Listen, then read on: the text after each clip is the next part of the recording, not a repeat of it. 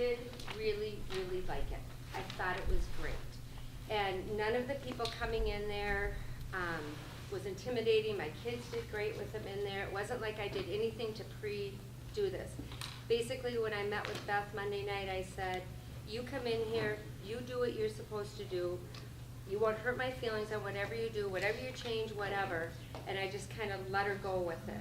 So I liked that part, that I didn't have to try to redo things. And then before she even came there, because I didn't feel something was working well that I was supposed to do with the 2 folders, I just switched it on my own and told her flat out, I switched these, and this is my reason why. If you want to go back the other way, that's fine.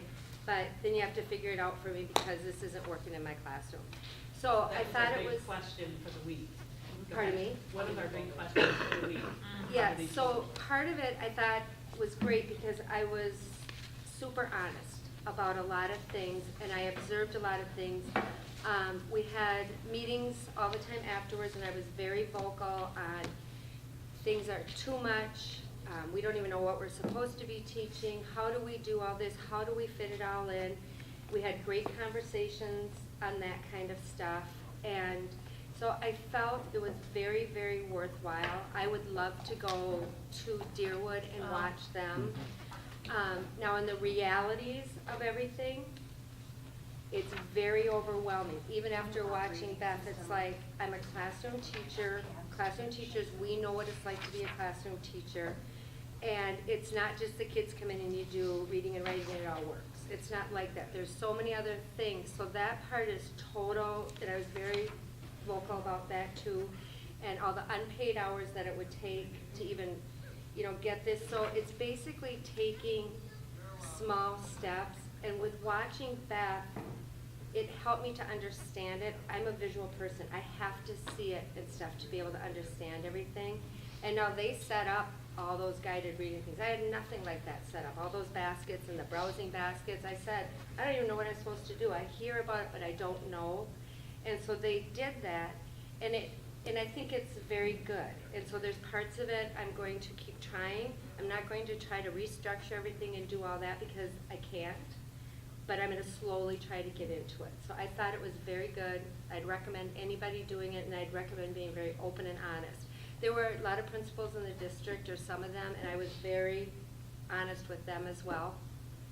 So And you're only not honest with me, you're honest with everybody? Basically, the right person to put her in the room to, because I didn't hold back anything. I kind of spoke on behalf of what I thought what I feel and thought I've been hearing in conversations also. So, and thank you, Beth, because it was a great experience, and Kathy, you've done a great job, and Chad for letting them come in, because it was very worthwhile.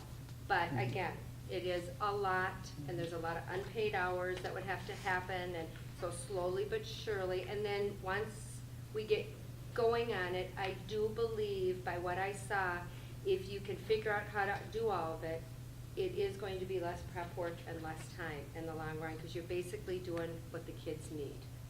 So I know it's a lot, but it's. And part of the training this year, so Beth will be going around to all 18 schools, and that's 3 days for a first grade teacher. So is this your 5th school that you've done? 6th school, okay. And thanks for your flexibility, because I know we had to switch things around for Kathy leaving, and so we appreciate that. So, and then next year we'll do 2 different grade levels. And so Megan will do probably kindergarten, and I'll do an intermediate grade level. We'll go across the whole district, and the next year the last 2. So by the next 3 years, everybody will have gotten to see what it looks like in their own building, with their own population, their own structures of the day. And I think that's really important. We also videotaped 9 hours worth of footage, so everybody can see that. But we also, I think you should open up your pre and post conferences, because your questions were excellent, and we answered a lot of questions via video. So if you want to hear the answers to the questions, those are all on there too. The questions that Beth was talking about aren't necessarily about my students. It was about how do we do this as classroom teachers? How do we, so it might be worth watching some of that if you wanted to, because they were direct questions on even the report cards. Like you're saying, grade this,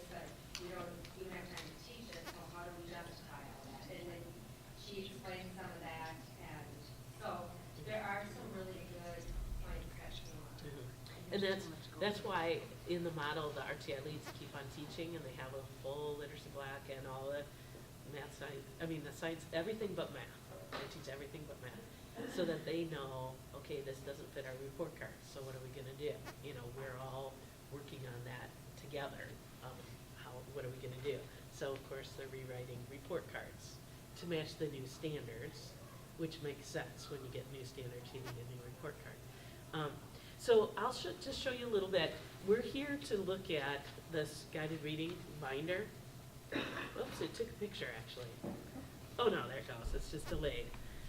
We're here to look at the guided reading binder and lesson plan record and how does it work.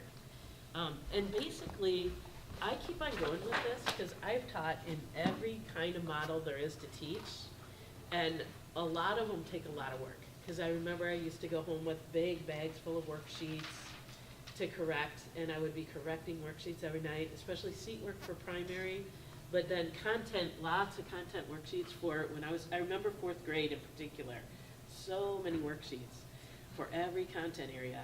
And you go home and you'd spend so many hours correcting, and realizing, and what do I do? This kid only got 22 out of 40 right. How do I reteach that? And this one got 40 out of 40 right. So how do you manage that? So I think we've always had a management issue across the whatever kind of a thing that you taught. And so this has been the easiest way to teach that I've ever found, yet the products at the end are unbelievable because the kids are doing all of the work instead of me. And so it's basically getting your tools set up, and it's harder for the kindergarten and 1st grade teachers because they set up the tools, then they just pass them forward. So everybody else gets the product of your putting it together in the first place. So I wonder how we as a team set that up before school starts, because then we just get the folders passed forward. So it should be that their high frequency words are already in the folder. Any tools that they have for Writer's Workshop are already set up and structured. And now I just get it. I can see right in here all of the things that they supposedly learned as a writer. So all the conferring notes, all the high frequency words, they're all already set up, and I can find out how many projects did this child write. And then it's just an ongoing, continuous writing, log from the time they start kindergarten till the time they leave. So I know if I have a 4th grader and they're on project number 16 and another one on a project number 116, there's a big difference between the two. And I can also see every time I confer with a kid, then I would stop and I would jot some notes down. This is what I learned as a writer today. This is, we just talked about it. This is what I learned today. And just a little note there. So how do I organize all of that information on all those different kids? It stays right here in their folders. How do I pass it on to the next teacher? Who do you have? Here's their stuff. And then you get it. And on the first day of school, workshop, you can look through and look at, their high frequency words. You can look at how many things they've read.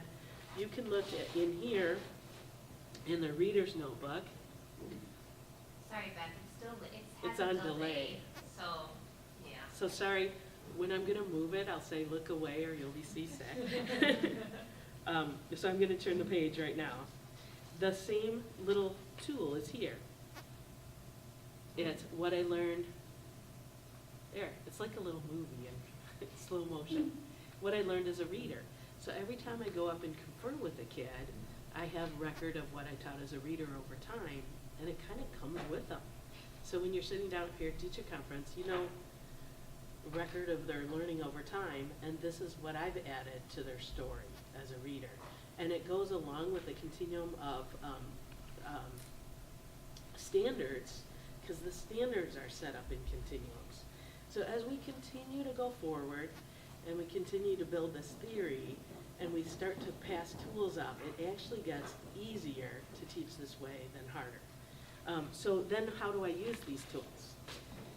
So this is like the guided reading lesson plan folder, and in it, these are my teacher tools in this one binder. These are the students' tools, and all of their reading tools are in here, their writing tools are in here. So if you have a chart that you've done on the wall that the kids reference back, and you want it in here, I would put that in here. So there's a story structure in here, because we're working on fiction right now. But if you're working on character chart or whatever it is, you can just take a picture of it, publish it, they can have it in their folder to reference, and then the teacher the next year kind of knows the different anchor charts the kids were used to using, because there's pictures of them in their folder. Then the good thing about it is, even though they come from 5 different classrooms, and they move forward to the next classroom, they had 5 different sets of anchor charts, they have their own anchor charts in their folder that they can go back and reference from whoever taught them the year before. So it's a great little tool that really tells you the learning journey of a learner over time, and you get a chance to look inside and see what your learners know and what they need next. This is another place where I organized all of that data or information on kids. How do I keep that? And I can't have a binder for every single child. That would be complex. I can't, you need to differentiate your instruction, but you can't differentiate for 28 different kids, or 32, 34 in some schools. So I'm gonna cluster them into those 6 different reading clubs, 6 at the most. No one can manage more than 6. I work really hard as a teacher to get it down to 5, because if I have 5 different reading clubs, then I only plan for 1 club a day across a week. And then the next week I plan for that same club again. So this would be one of my clubs, the purple club. And so I do it in Roy G. Biv colors, Roy red, orange, yellow, and then green, blue, violet. And I have the reds being the ones that are most in need or most emergent, up to the purple ones, which are extension.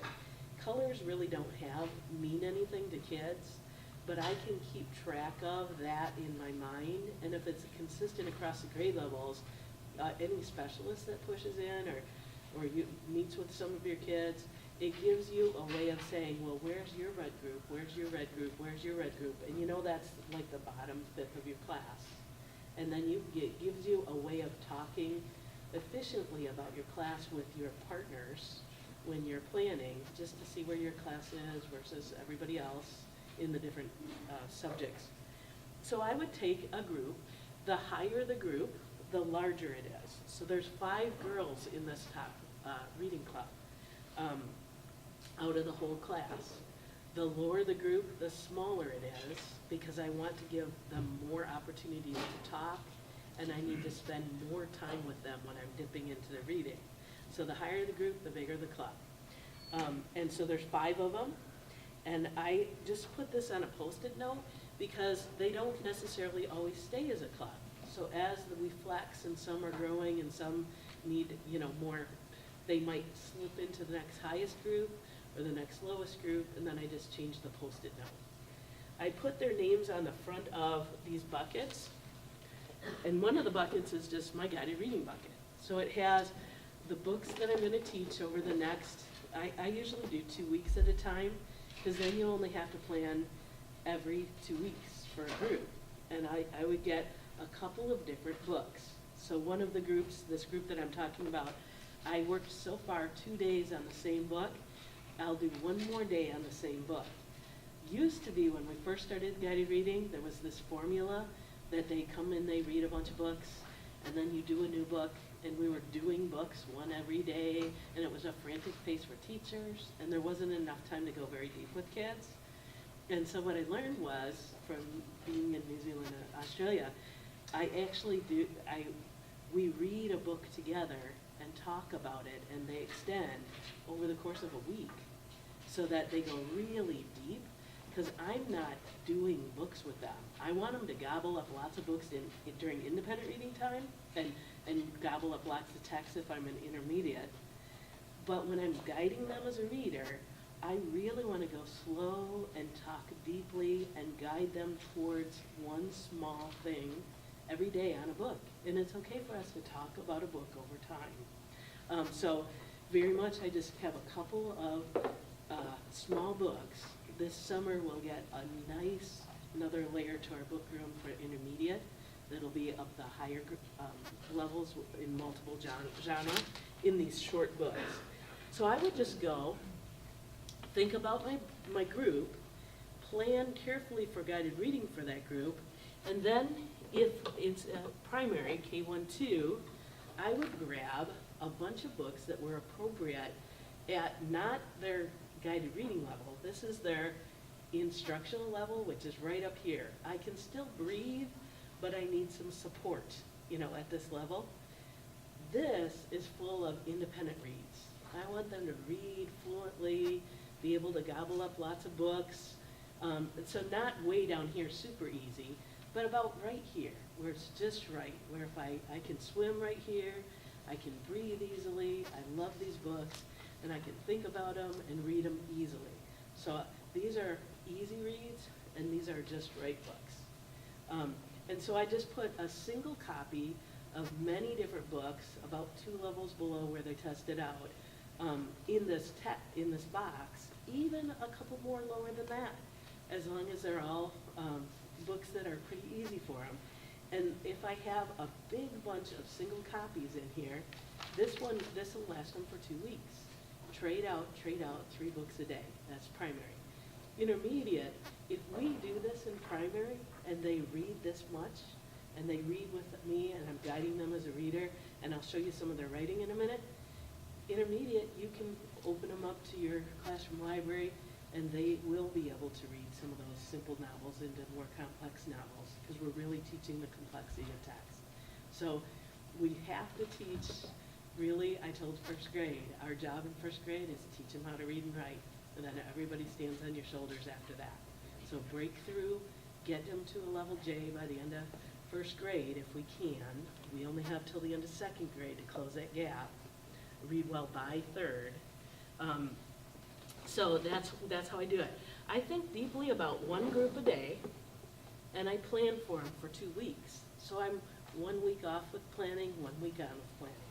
Or you could just plan one day, have a day off, plan the next day, have a day off, plan the next day, have a day off. So that's how you do it, but I'm only thinking about 5 kids when I'm planning for the next 2 weeks.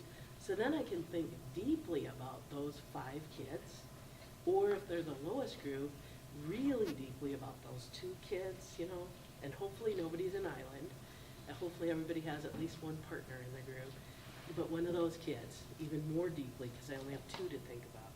And this is how I think about them deeply. The first part in here is the lesson plans. So the lesson plans look like this. And you can see how messy my writing is.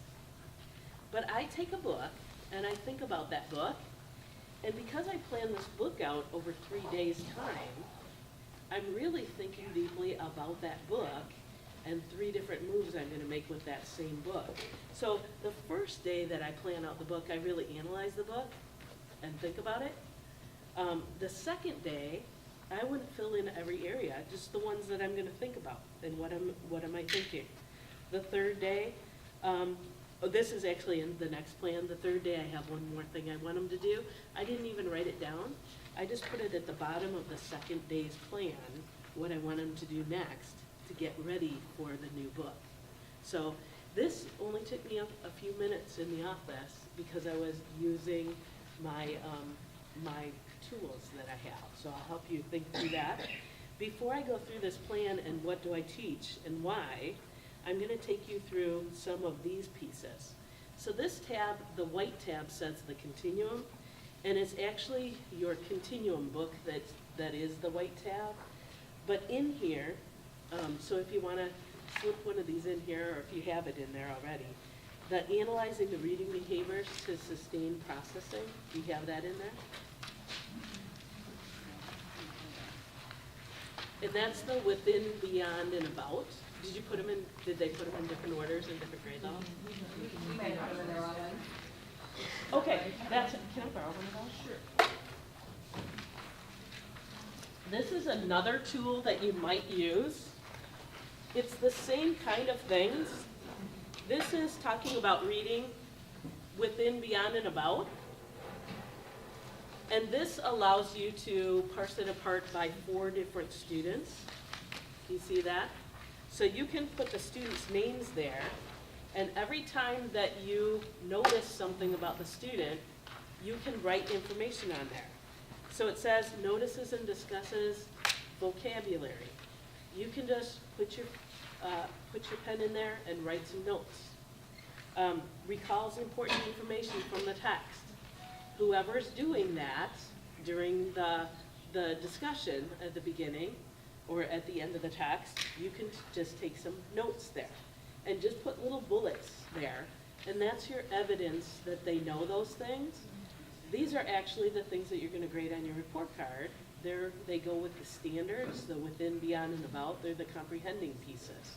So do they comprehend?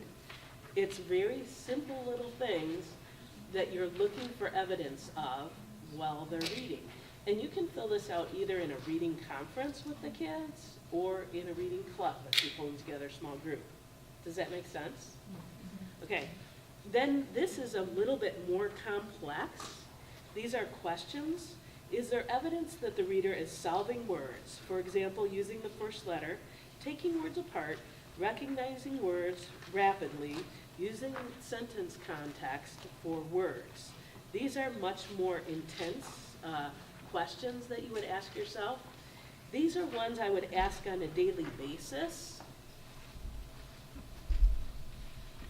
On a daily basis with my guided reading club.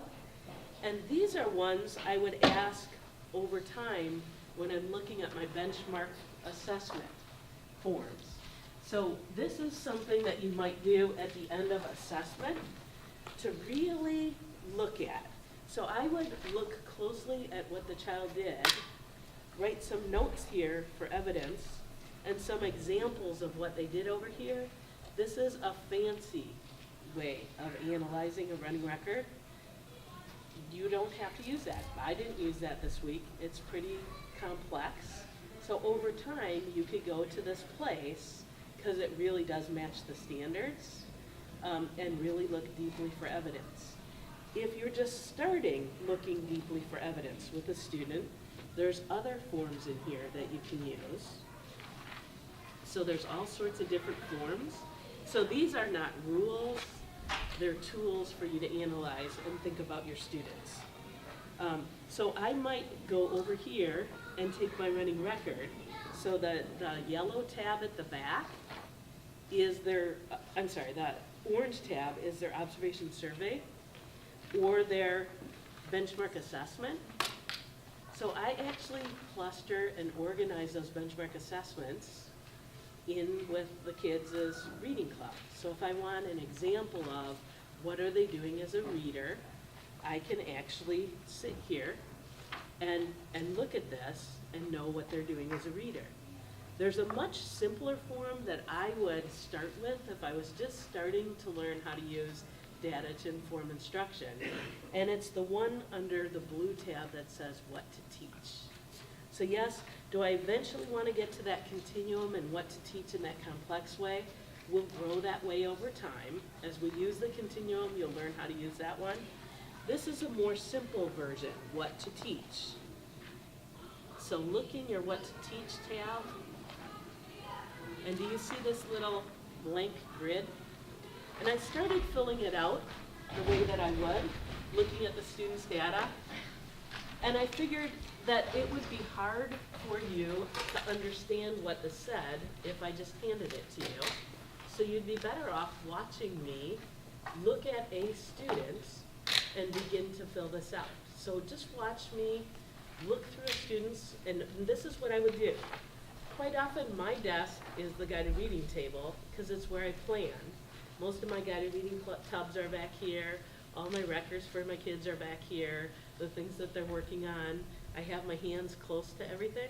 So I just get my tubs out on the table for that particular group. I have one of the baskets at the bottom of the easel. And on the day that it's time for me to plan for the purple group, I'd say, and I would like and I'd read off their names, Lainey and Macy and Katie and Isabella. Turn in your blue and your red folders to my bucket today. It's your day. Or you could just have their name up on a wall. That Monday is this group, Tuesday is this group, Wednesday is this group. So this is the group, this is my bucket. I'm gonna have their data, I have their writing about reading, I have their reading, I have all my conferring notes, anything I need, they just turned in for me. I don't have to go around and collect it, I just teach them how to turn it in. I bring this, I bring these buckets of books. So I have had them then turn in their books for the day. Sometimes this rug is really great if you want a reading club to turn in their books. The Browsing Box books are single copy, but if you want them to turn in their guided reading books, I just take my extra book and lay it out on the square. This is the group, and it's the purple club. Bring your books, match them up, and they just sort their books onto the rug. We pick them up in 4 packs, I put them back in the tub. So at the end, I can even say, so you're the team leader this week, Macy. When everybody's done, you count, make sure there's 4 copies, put them back in the tub when they're done. So very much never teach a child never do for a child what a child can learn to do for themselves. We want to teach them how to manage materials and things because that's what life is all about. And sometimes kids aren't learning self-management, self-regulation. So the more I can get them to be responsible for their tools, the better. So now I've got all my stuff right here to plan. And I would pull this out, and I would take a new blank sheet like this. This might have been my sheet from last week with some information on it. And so I'm gonna pull this out, and I'm gonna have it over here, and I'm gonna think about what it was I had for goals last week. And if I see evidence of this, I'm gonna cross it off. These are all the things I needed to teach. I got them in my head. Did they actually show me evidence of it? And then how do you know, everybody always asks, how do you know what to put across here? And what are they missing? The kids actually show me.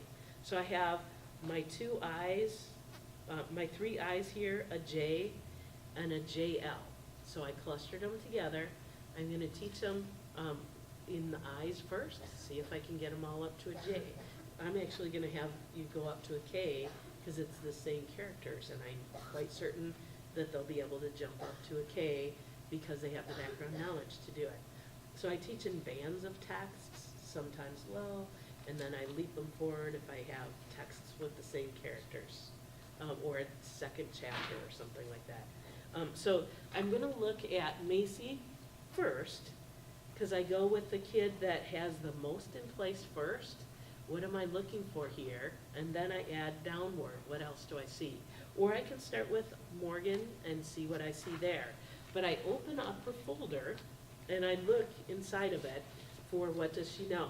So I'm gonna look first inside this folder. In the blue folder is her Think book, where she's writing about her reading. So this is a pre-reader's notebook. In 3rd, 4th, and 5th grade, we have a regular reader's notebook with all sorts of tools, and they're writing in it, writing about their reading in it, and reflecting. And this is a pre-reader's notebook that K1 and 2 uses, and they're writing about their reading just like they would in that one section. But it's not complex, it's only blank paper.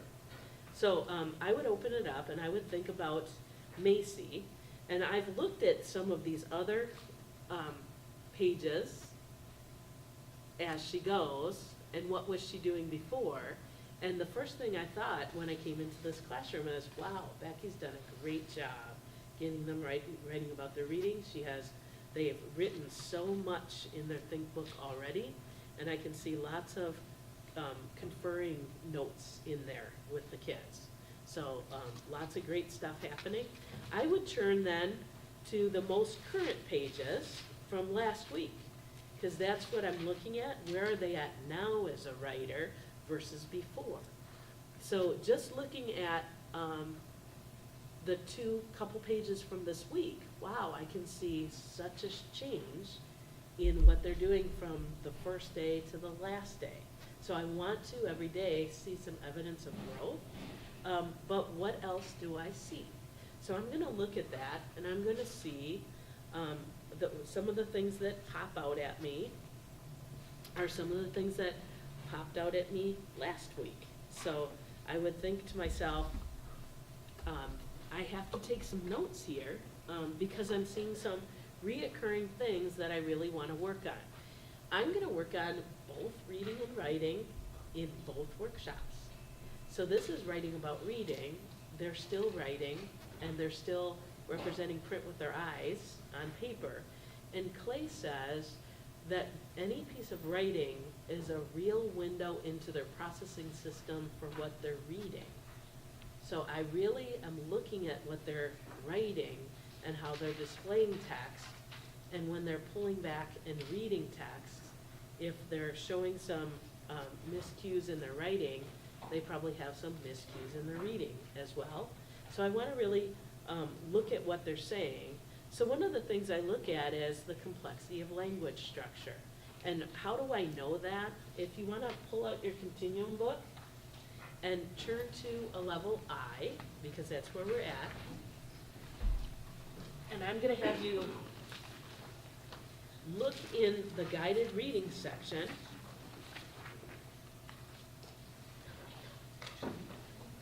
At a level I, when I'm planning for my book, this is what I'm going to look at.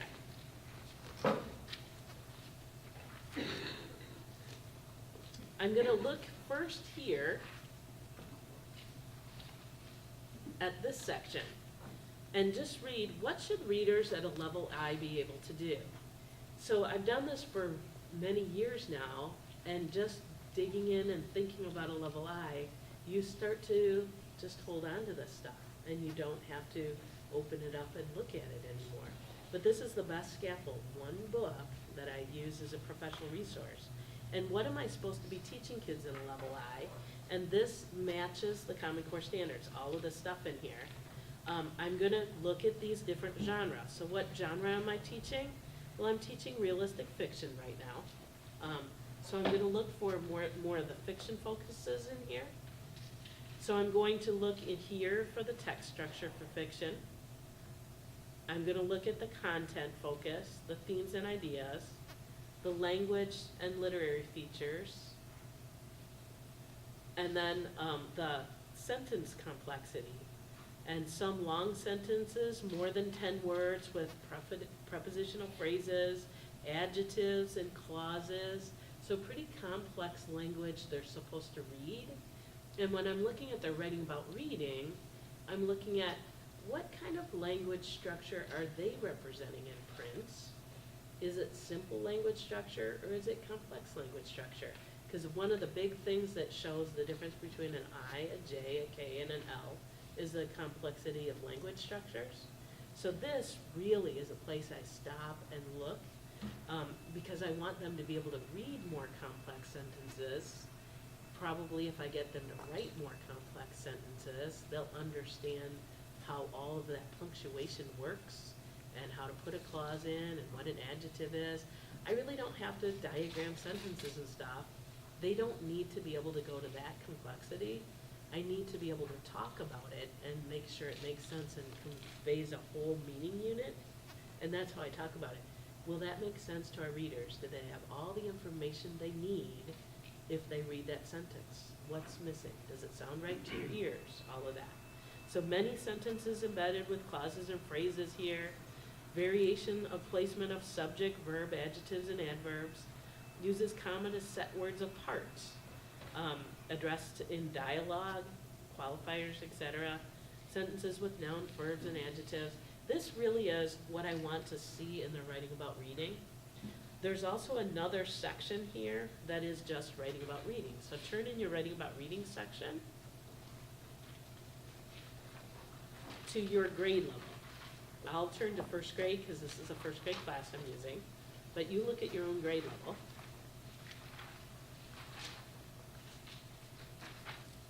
And in this case, because it's fiction, I'm going to look at narrative writing.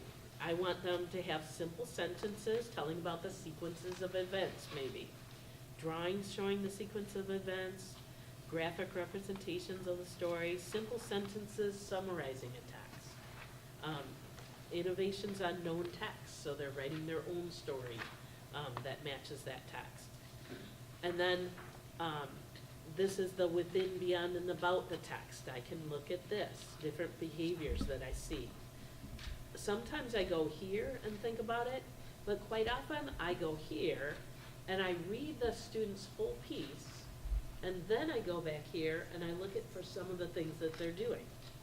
So I'll look at her complexity of a sentence first. I think that Max and Grandpa will run out of bubbles, then go fill it up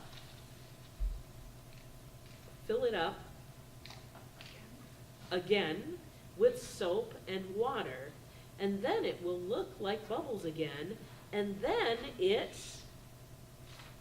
she ran out of time. And then so thinking about that, she has a very long, super complex sentence. And what does she most need to learn in her writing about reading? I would think to myself, I see, and then, and then, and then. So either I'd have her string it apart with commas, if it's going to be a string, or I'd have her start to think about two simple sentences. Either one is fine, but she's stringing sentences together. So I would go up here, and I would write stringing sentences together, because that's something I noticed. Stringing sentence, or run-on sentence, I'll call it. And then I'll even count. 1, 2, 3, 4, 5, 6, 7, 8, 9, 10, 11, 12, 13, 14, 15, 16, 17, 18, 19, 20, 21, 22, 23, 24, 25, 26, 27, 28, 29, 30, 31, 32, 33. 33 words. So that's an awful long sentence when there's no clause, there's no punctuation. So I'm going to put down here, period, because I want her to learn how to put a period at the end. I'm going to put a comma, commas. Is she doing phrases or lists? So I might put commas for dialogue and commas for lists. Do you see how just looking at this one piece of writing is really telling me about this kid? And then I might say, well, I'll just stop there because she didn't use any quotation marks. She's just telling something. So did she use a period at the end of her thoughts? Do you see any punctuation there at all? So definitely I need to start really focusing on punctuation because she's, ready to get that. I don't see any evidence of a period. I'm going to go from there and start teaching punctuation. I don't see any commas in a series, so I'm not going to really record things there. Those are things I want to start teaching. And in my guided reading, shared reading, just show evidence, stop and notice those things, because she's not stopping and noticing those things yet. I want to call attention to it. Sometimes when you call attention to it, they overuse. So now I'm going to turn the page. What do you think I was calling attention to? Isn't that funny? So can you see how she's overusing? So we've been talking about quotation marks and how they go around dialogue. We're doing some readers theater where I really believe start and end. But how long will I teach this? A long time. I want them to really understand the start and the end of dialogue and where those go. And she's just putting them around everything. What does she know? She knows the beginning and ending quotation marks are curved in different directions. She also, now this is something else I'm noticing. Did you see she's starting to try to use a contraction? So I'm going to write down contraction. She has is not here, but she has didn't. And she has did and an apostrophe and int. So she knows that it's two words that go together, but she really doesn't understand that. So I'm gonna put down here contractions,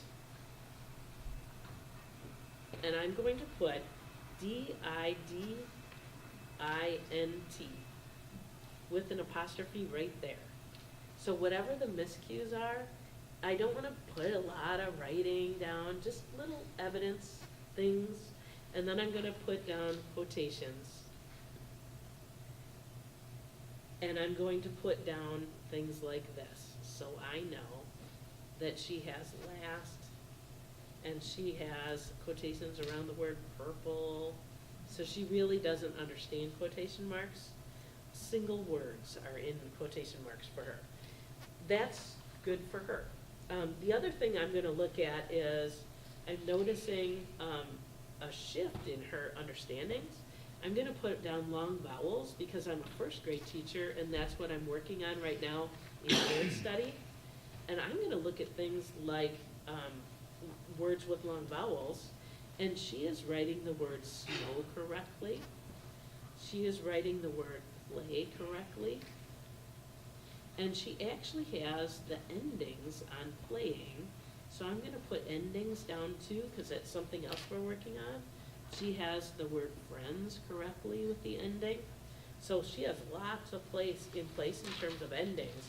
I can actually have her be an expert in endings, if I want to, as I'm going.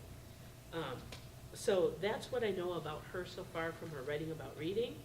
Then I would go back and I'd look in writing about reading again, and I'd read what are some of the things that she should be doing in writing about reading, and think about what she said. So she had a pretty complex statement there, where she was talking about, I think that Max and Grandma will run out of bubbles, then fill up the engine with soap and water, and then it will look like bubbles, and then. So she is thinking beyond the text. She's making a prediction, and she's telling you what the prediction is, and is it connected? So she's making connections amongst the ideas in a text among other texts in the same topic or the writer. She's thinking about the text. She's not talking about feelings yet, but that's something I might talk about with them. She's predicting what a character might do in other circumstances. What might happen next? What will happen in the text after the text ends? A wide range of predictions, using and including information from evidence of the text. That's what I see her do. That's what I saw in her piece of writing. I can go back to that page that I talked about right here in the Continuum book, and I can find the within the text page. This is within, this is beyond, and is there evidence of the reader making inferences or predicting? One of them is predicting, and I'm going, here it is, that the reader is making predictions, for example, making comments while reading, acting surprised. I can actually put some comments or examples from her writing about reading where she is predicting what's gonna happen next. So just a little piece of evidence. This is what parents really care about in parent-teacher conferences. They don't care if you tell them they're a level I. They really care if you tell them what they're doing. And so I don't have to, it's all right here. I just go back and forth. If it's writing about reading, I go here. If it's reading, I go in the next place.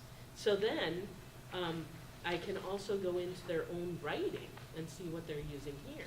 Interesting, Macy doesn't use quotations correctly in her, and she has run-on sentences here.